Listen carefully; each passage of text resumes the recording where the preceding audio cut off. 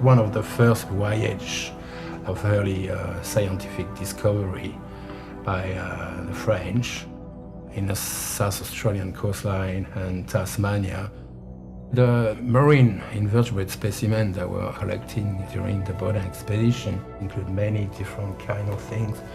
They include jellyfish, planktonic organisms, some mollusks from the shore, chitons, sea snails, sea slugs, nudibranch. They also picked up sea stars, holoturian, many different groups of animals. At least 100,000 specimens of animal and plant were collected during the expedition and were brought back to the Paris Museum as well as to the British Museum. We do have this unique specimen that was collected during the Baudin expedition. This specimen was taken on shore of King Island of Tasmania by François Perron, who was one of the zoologists part of the expedition. They walked along the shore and collected this chiton.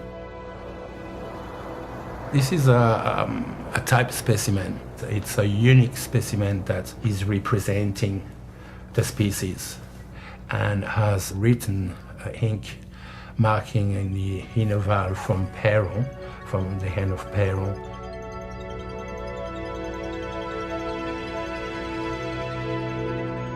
Anything can be preserved for science.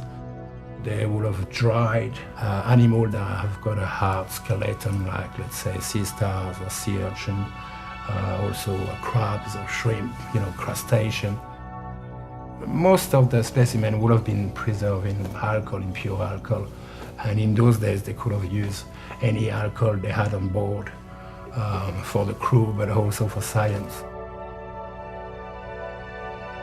The thing with animals when you dry them or preserve them is that they lose their color and they shrink. So along with scientists, they had artists, painter, to actually paint and draw the specimen alive how they were taking them. Perron indeed was quite young. He boarded the expedition at the age of 25. One of the older scientists lost his life on the ship, so Baudin asked Perron to take over. Perron was asked by the authorities to write a book and describe the specimen that they had collected.